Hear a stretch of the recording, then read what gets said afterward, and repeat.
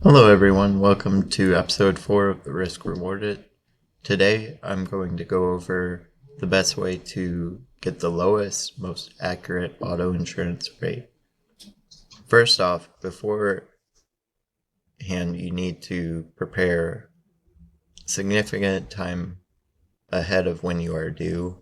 You want to ask for auto insurance quotes about 2 weeks out because companies have a discount for quoting into the future.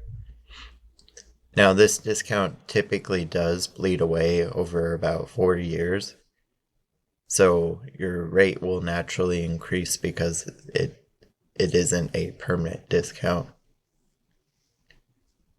After that, you will want to disclose everyone that lives in your household.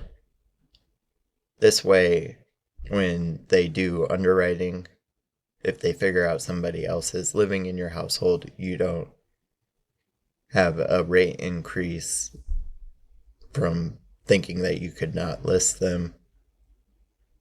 Most companies are requiring that you list everyone that is in household. Sometimes they let you prove that they have their own insurance with another carrier, or sometimes they require an exclusion form to be signed.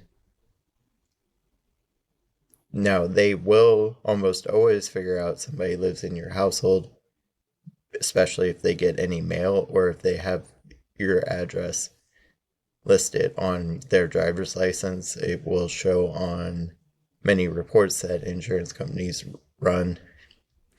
So it's very difficult to try to hide a driver, and it's not advised regardless. Now, if you have a teenage driver in household and they're 18 and you're like, oh, I just want them to pay for their own insurance, a majority of the time it is cheaper for them to be on your policy. So if you can work out a deal for them to pay their portion to you, that is the most advised way from a pure dollar cost to save for insurance rates in general. You will also want to try to become very comfortable with paperless. That is a fairly significant discount on auto insurance policies, and it allows you to get everything up to date right away. Most states accept digital forms of identification for auto insurance, so it makes it convenient to pull up your ID cards if you have the company's app on your phone. You can also use their telemetric device that will many times save you anywhere from 5 to 30% on your auto insurance depending on driving habits. It's not recommended if you drive in stop and go traffic in the city, as it's very difficult to do well if you drive a lot of miles and you have uncontrolled stops or starts and stops. You also will want to consider carrying higher deductibles. At this point, I wouldn't recommend anybody carry $250 or lower deductible on auto insurance.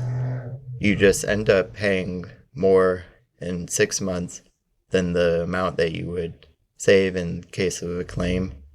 And in general, if you can avoid it, smaller claims like windshields, roadside assistance, things of that nature, you should begin to feel comfortable just taking care of that on your own, as companies review things for claim history. So if you have 4 or 5 small tow claims, some carriers can deny offering you a quote altogether. So it would be better in most situations to pay smaller claims out of pocket like that. For windshields, I realize that some of them are starting to cost significantly more with electronics built in and the need to have them recalibrated. I personally had to replace a windshield recently, but I found that it's cheaper to find somebody that specializes on glass A lot of times you can get that for less than $300 for the glass. And then you find a dealership that only charges for the time that they spend recalibrating rather than the time that the car is there. A lot of times you can get your vehicle recalibrated for less than $200. So many times you can do that for less than $500 when many other carriers like Safelite will charge over $1,000 to do all of it together. So in the case of gas games, it's better to do some research rather than just pay for convenience with somebody that just drives out and does it all. For a roadside, rather than depending on your insurance carrier to send somebody out, for one thing, they will always reimburse if you contact somebody else that's closer to you. Most companies do not have a team of tow truck drivers, so they just use Google like you would, or Apple, or whatever search engine you're using, and just look for somebody in the relative area that you are for towing. In general, you will save significant amount of time in the case of getting towed if you just contact a tow carrier directly. Now, there are membership programs like AAA that do have a network of tow drivers, but anytime that you're in a very remote area, extended wait times is expected, as you can't expect there to be just a team of tow truck drivers in every location. It's just not feasible for that to be profitable, and it would just cost an enormous amount of money. Another thing that impacts rates in many states is credit score. It is oftentimes more substantial impact than a claim on auto insurance, which to a lot of people that doesn't make sense. For some reason, the stats guys have linked poor credit to more likely to have claim frequency. I guess they could theorize that they're less likely to keep upkeep on their vehicles, or maybe they're potentially more stressed throughout the day, and of course being more stressed will lead to more accidents.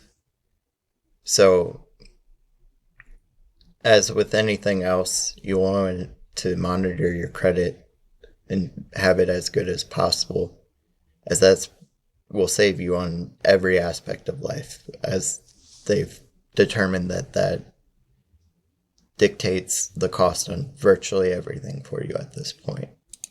Companies are also starting to increase rates as you get into your 70s. They have more data behind drivers in that age group at this point, as the people are driving longer. From my experience too, older drivers start to drive until they have 2 or 3 incidents and then just stop. So there's no way for an insurance company to recoup their premium at that point. So you will start to see, especially as you get into your 80s, that the rates will get closer to what somebody pays for a teenage driver.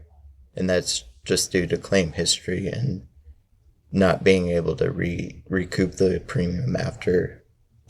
Other aspects that will impact the quote that you receive on auto insurance is making sure that the reported mileage is accurate. If you have a college education, make sure to mention that. Also mention the type of work that you're in, as some jobs they may want to list your vehicle as business use, depending on what type of profession that you are in. Now, do not under-report your mileage, as if you say something like, I only drive 3,000 miles per year. They may audit your mileage and ask for service reports of when you've gotten your oil changed and stuff like that to prove how many miles you drive. especially if you're still working. They will audit it and then just increase the rate from the quoted premium if you misinform your mileage. I'm going to go back to the deductible briefly. What I would recommend most people look at from a deductible standpoint is probably $1,000 at this point. You can carry $500 on comp, but for collision in general, the most bang for your buck for keeping stability on premium would be $1,000 at this point. Many times that lowers your annual premium by $200 or $300, going from $500 to $1,000. So in my opinion, that's well worth saving that amount of money and saving it back just in case you have a claim. That also brings up that some companies have a deductible savings bank or an accident forgiveness thing that you actually pay for up front.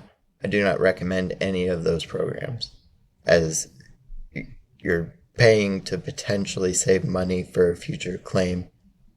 It just never made sense to me. You can always take your own money and save it in an account, and that seems more advisable in my opinion. The other idea that you can utilize when shopping for auto insurance is make sure you either bundle your home insurance or renter's insurance with it. A majority of the time, that will save you money in the long run. I realize that sometimes you can get one policy cheaper slightly with another one. Unless it's significant, it's not advisable. In the long run, you will have much more stability in your rates if you have both together. The only time that I would say this probably doesn't apply is if you have an independent agent advising you otherwise, as they've checked those aspects for you. Now, I know I did mention disclosing all drivers and household and things of that nature. There are situations, though, as people get older, if somebody's approximately over the age of 22 and they have their own vehicle and they live with you, at that point, it typically makes sense for everybody to carry their own insurance policy. That way, in case somebody has a claim or a ticket, you're not all impacting each other in the same boat. Even though it may be slightly cheaper to have it together, in general, to not impact everybody in the household, I do recommend that people get their own policies at roughly age 22. Especially if you took the advice from the previous episode on having a teenage driver of potentially opening a credit card early on in their name to build a credit history. That's one of the biggest impacts for younger drivers on insurance rates, is making sure that they have established credit rating at that point. And that will be the end of this episode. That covers most of the bases of most of the discounts available and how to make sure that you're getting an accurate auto insurance rate. I will likely have other episodes going down in the future, going over other things in more detail. But I hope everybody has a great rest of the day. Thanks for tuning in. Make sure to like, subscribe, comment. If you didn't like it, also give me that feedback.